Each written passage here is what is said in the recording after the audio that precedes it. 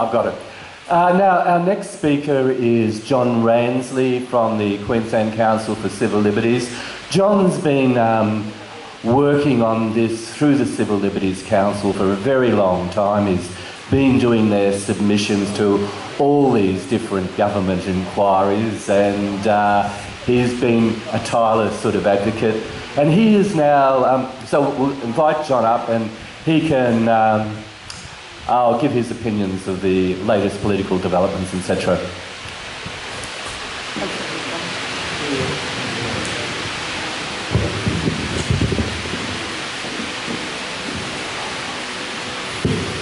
Thanks, John, and thanks very much for organising this.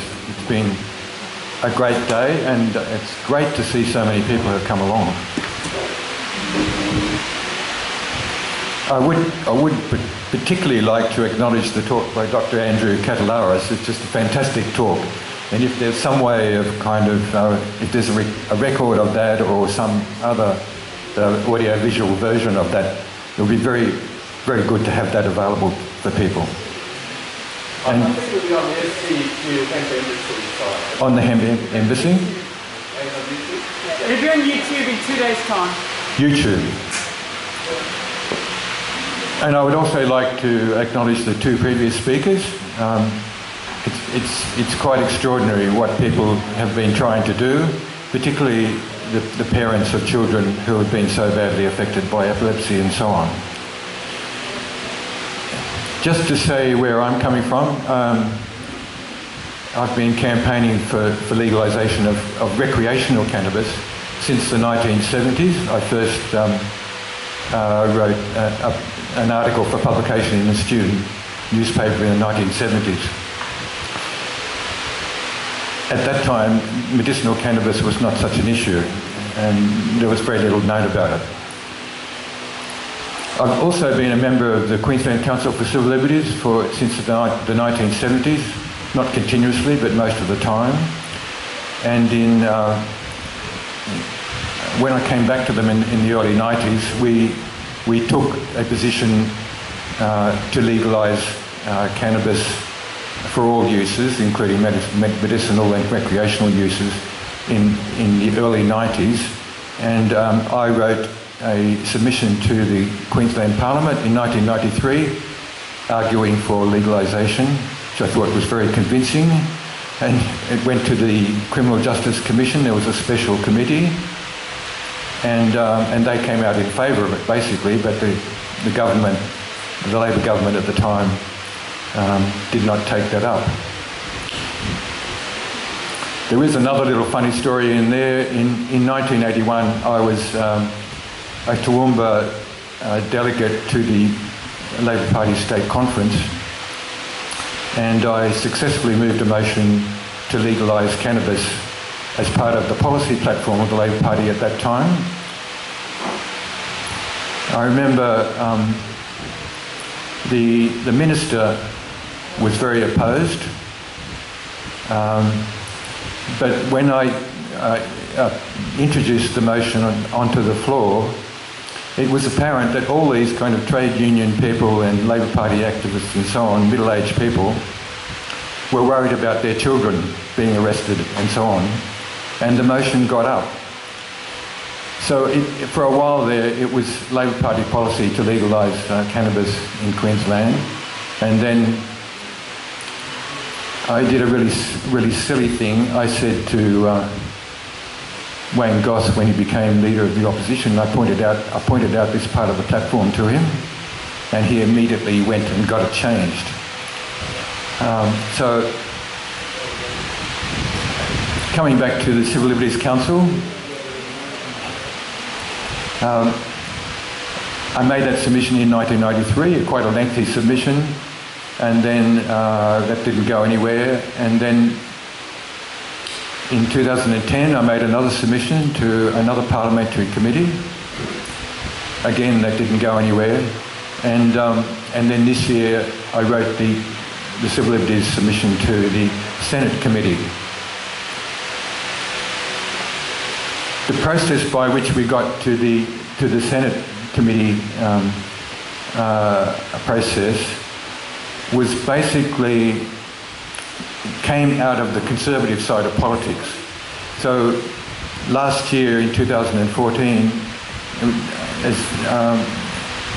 as a culmination of a campaign by the Haslam family in Tamworth on behalf of their son who had bowel cancer and had discovered that smoking cannabis made a huge difference to his tolerance of the effects of the treatment and also the cancer itself. That family, the father was a copper. I think he'd been involved in drug squad and stuff like that. And so a very conservative family. They got their local member, a National Party member, on side, and then he took it to the then Premier of New South Wales, and there was an agreement, it seemed, to legislate to make cannabis available, at least for terminally illness people. And then the context for that was repeated examples by the Greens in New South Wales, supported by Labor, I might add, and also by some of the more right-wing people in the upper house in New South Wales. Repeated examples by the Greens to introduce legislation to legalise medicinal cannabis. That was the context.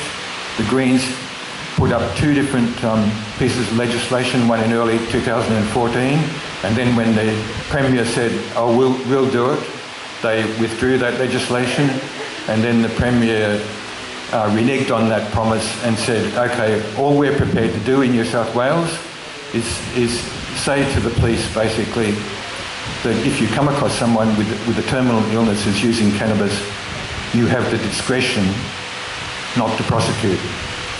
And then they added a little bureaucratic process which came into effect at the beginning of this year, saying if a person with a terminal illness can get their doctor to sign a letter saying that they've got a terminal illness, they can write to the Justice Department in New South Wales and get a kind of a letter from the government, in effect, saying that they're immune from prosecution. That particular process has only been taken up by a handful of people, and I think probably because they don't trust that sort of discretion being left to the police. So again, the Greens then had another go at the federal level, and they introduced what they called the Regulator of Medicinal Cannabis Bill late last year, I think. And then that was sent to a committee to investigate and listen to the expert evidence and so on. And they reported in August, just a couple of months ago. I wrote the Civil Liberties Council submission to that committee. The committee is a cross-party committee that includes National Party, a Liberal senator from Queensland, who again I think has a police connection, Labor, Greens and so on. And the committee went around the country hearing from people like Lene, hearing from other people who were using cannabis illegally and so on. There was a couple of hundred submissions, and they came out unanimously in favour of having a regulator of medicinal cannabis authority set up at the federal level just to oversee and implement everything that needed to be done to make medicinal cannabis available in Australia, across all states and so on. What's happened now is that a couple of things. The Haslam family has continued their campaigning. Their son very sadly died at the beginning of this year. But Lucy Haslam, his mother, has been continually campaigning, continually kind of agitating at the federal level and so on. That's been an important factor. She's organised a petition on change.com which has attracted 245,000 signatures. So there's a big petition there. And then we have in the last couple of months we've had this private members bill proposed by the Greens to introduce a regulator of medicinal cannabis. The next biggest thing was this a report by the Victorian Law Reform Commission, written by a lawyer, a QC. It's an extraordinary report. It comes, I think, out of a fairly conservative kind of context. He is a QC after all, he's a lawyer. He has addressed just about every issue he could think of, and he's come up with a set of recommendations to the Victorian government. And that was just a couple of weeks ago, I think on the 6th of October, the report was tabled in the Victorian Parliament.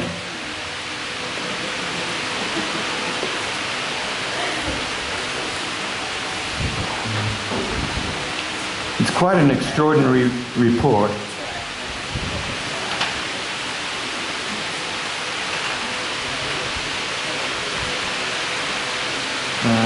I'll just find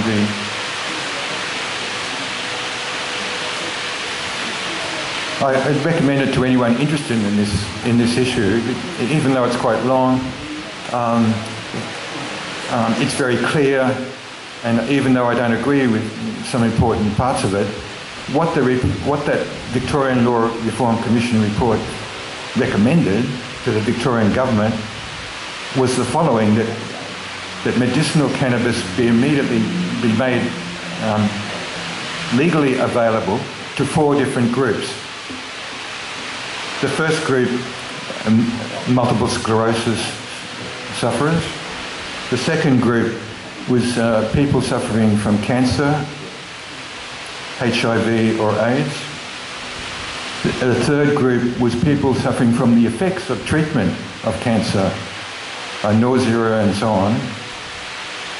A fourth group, which is the epileptic children, or people suffering from repeated seizures that are not treatable by other orthodox medications.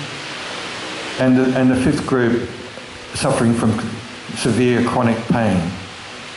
Now, this came from, as I would stress, a conservative lawyer who said, after hearing a whole lot of expert reports, after talking to people overseas, after hearing from the AMA and various other people expressing views quite opposite, just said there is enough scientific evidence to support the legalisation of medicinal cannabis for these groups. Unfortunately, the Victorian government, the Andrews government, said, okay, we accept the recommendation for the childhood epilepsy, but for the other ones, we are flicking to another expert medical committee for their opinion. This is despite the fact that this guy, this lawyer, has extensively gone looking at the research and has made a series of very sober and compelling judgments about what is viable and what is useful. So that happened in Victoria, and then yesterday the Federal Labor Party decided to try and wedge the Turnbull government. It's a new Prime Minister and so on. He's known to be more liberal in his views than the previous one. And they said that they would legalise medicinal cannabis across all jurisdictions in Australia and so on if they were elected. And then that seems to have prompted an immediate response from the Turnbull government. The Health Minister, Susan Ley, said last night and is apparently elaborating today that they will just do one of the things coming out of the Victorian Law Reform Commission report, which was they would legislate at the federal level to make it legal to cultivate and produce cannabis in Australia. And the reason for that is that you basically can't import quality cannabis medications from overseas, whether it be in the leaf form or any other form. The only producer is Holland, and they mostly produce it for themselves. In any case, it's very expensive. So even to get clinical trials running in Australia, which is another initiative, you need a local source. And so the federal government is saying that, the Turnbull government is saying that they're prepared to make that legally available because that has to be done under federal law. You can't do it at the state level. And hopefully they have to do something to address Australia's obligations to the UN Council, the Single Convention on Drugs and so on, which is the principal instrument for making for running the war on drugs, which in cannabis is the main drug, of course. So the federal government is saying that. There's some confusion in the way that's being reported. Sometimes it's being reported as if the federal government is going to legislate to make medicinal cannabis legal for all these other conditions. That has to be done at the state level, and the only state that's saying that is the Victorian government, and they are only prepared to go with, at this stage at least, with medicinal cannabis for epileptic children.